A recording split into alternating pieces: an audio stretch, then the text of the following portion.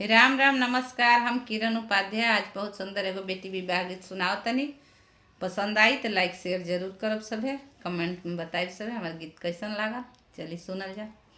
जब दलयले गैड़ावा त लोगावा डेराई गइले, लोगावा डेराई गइले। धिया ले ले भागेले कवन पापाय बदल उतरे लाजी।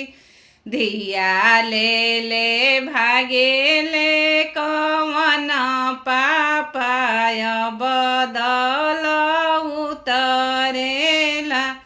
का तू पापा डेराई गइल, महल में लुकाई गइल। दुआरा सजन लोग ठाढ़ मनी बती बरेला जी।